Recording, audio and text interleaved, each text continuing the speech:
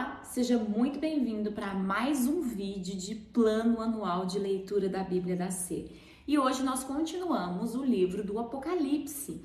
Nós estamos aqui no capítulo 6, quando Jesus Cristo ele é adorado por ser digno de abrir o livro dos selos. E nós vamos falar um pouquinho sobre esses selos, né? O capítulo 6 e o capítulo 7 nós vamos estudar hoje. Enquanto eu observava, o cordeiro abriu o primeiro dos 7 selos. E esse primeiro dos 7 selos, João vê, ele vê um cavalo branco, seu cavaleiro carregava um arco e a sua cabeça foi colocada uma coroa. Ele saiu batalhando para conquistar vitórias. Nós precisamos compreender, como já foi dito nessa nossa série, que o Apocalipse ele começou a se cumprir desde o momento em que Jesus Cristo ressuscita e volta aos céus. Então nós vamos perceber que muita coisa do que nós vamos ler já foi liberado, já está acontecendo, não é algo assim, ele saiu, foi lá e voltou, não. Todos esses selos que foram abertos, eles estão acontecendo.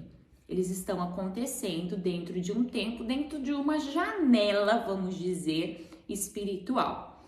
Então esse cavalo branco saiu para conquistar vitórias, ele saiu.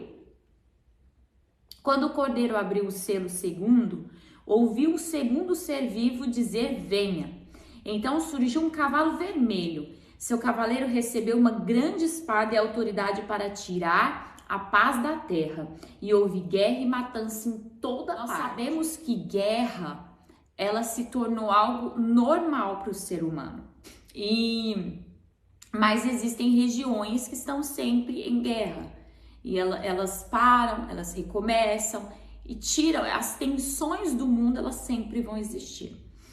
Quando o cordeiro abriu o terceiro selo, ouvi o terceiro ser vivo dizer: venha. Quando olhei, vi um cavalo preto. Seu cavaleiro tinha na mão uma balança. E ouvi uma voz dentre os 4 seres vivos dizer: uma medida de trigo ou 3 medidas de cevada custarão o salário de um dia. Mas não desperdice o azeite nem o vinho. O que é isso? Uma linguagem romana para escassez, para pobreza, para miséria, tá, gente? Então aqui ele tá falando que haverá miséria, haverá escassez. Quando o cordeiro abriu o 4º selo, ouvi o 4º ser vivo dizer: venha. Quando olhei, vi um cavalo amarelo. Seu cavaleiro se chamava Morte, o mundo dos mortos o seguia. Eles receberam autoridade sobre 1/4 da terra para matar pela espada, fome, pela doença e por meio de animais selvagens. Quantas pestes, quantas tristezas, quantos tsunamis, quantos terremotos, tá tudo dentro disso. Abriu o 5º selo, vi sobre o altar as almas de todos que haviam sido mortos por causa da palavra de Deus e por seu testemunho fiel. Clamavam ao Senhor em alta voz e diziam: ó soberano Senhor, santo e verdadeiro, quanto tempo passará até que julgue os habitantes da terra e vingue nosso sangue? São mártires do evangelho, homens e mulheres que doam suas vidas, literalmente, para falar da palavra de Deus, para estabelecer o reino de Deus, mas também morreram debaixo de perseguição, de injúria, proclamando o evangelho do Senhor. E o Senhor fala aqui nesse selo que é para eles esperarem ainda um pouco, até que o número deles se completem. Eu creio que até hoje nós temos vivido esse completar desse número, ainda em muitos lugares, de muitas maneiras. Homens e mulheres têm entregue a sua vida por amor a Cristo, por amor à expansão do Evangelho de Jesus. Também tem se cumprido nos nossos dias. Bom, enquanto eu observava, versículo 12, o cordeiro abriu o 6º selo e houve um grande terremoto. O céu ficou escuro como um pano negro, a lua inteira se tornou vermelha como sangue. Então as estrelas caíram do céu como figos verdes de uma figueira sacudida por um vento forte. O céu foi enrolado como este pergaminho e todas as montanhas e ilhas foram movidas do seu lugar. Então os reis da terra, os governantes, os generais, os ricos, os poderosos, os escravos e os livres, todos se esconderam em cavernas e entre as rochas das montanhas e gritavam às montanhas e às rochas: caiam sobre nós. Esconda-nos da face daquele que está sentado no trono da ira do Cordeiro, pois chegou o grande dia da sua ira. Quem poderá sobreviver? O sexto selo já fala sobre o julgamento de Deus, sobre o pecado, sobre a terra. E esse selo aqui, eu creio, né, diante de muitos estudos, de muitos teólogos também, que creem dessa maneira, eu também creio que ele está para ser aberto. Ele está diante de um cenário para ser aberto, né? O Senhor, nesses 5 selos, nós já temos assim total compreensão e clareza. Quando você lê o texto, você também já consegue ter essa clareza de que isso tudo está liberado. O sexto selo, nós estamos caminhando, vamos dizer assim, nós estamos caminhando para ele. Esse capítulo 6, ele é como um resumo, para que você possa entender o que o Apocalipse vai falar. O Apocalipse, a partir de agora, ele vai começar a contar situações na terra, coisas que vão acontecer na terra, porque até agora João está falando coisas que ele está vendo diante do trono de Deus, ações específicas divinas. Mas a partir dos próximos capítulos, todas essas ações divinas vão ser vistas e contempladas de maneira, com linguajar bastante denso, aqui na terra, como sinais aqui na terra do que está acontecendo nesse capítulo 6. O capítulo 6 ele é muito importante porque toda hora nós vamos voltar até ele para compreender o pano de fundo e o cenário. Então aqui no capítulo 7 nós vamos ver algo que Deus determinou para toda uma geração, para todo um povo. Foi algo determinado por Deus para pós-ressurreição de Jesus, como as tribos deveriam funcionar, como que o povo judeu deveria agir à espera do Messias. Entende o que eu estou dizendo? Depois que Jesus Cristo foi aos céus, nós, gentios, recebemos a mensagem de Jesus, etc. Mas os judeus estão à espera do Messias. Então, eles receberam, assim como nós recebemos um manual de tudo que nós precisamos ser e fazer aqui na terra até que Jesus retorne, eles também têm todo um padrão do que eles precisam fazer à espera do Messias. Tem gente que acha assim, as 12 tribos acabaram, ela é do Antigo Testamento, e você vai ver que não, que elas existem, elas têm um papel fundamental. Hoje eu vou falar só sobre a existência delas, mas mais pra frente nós vamos falar sobre esse papel fundamental desses 144 mil. Então vi 4 anjos em pé nos 4 cantos da terra, impedindo os 4 ventos de soprarem na terra, no mar, em qualquer árvore.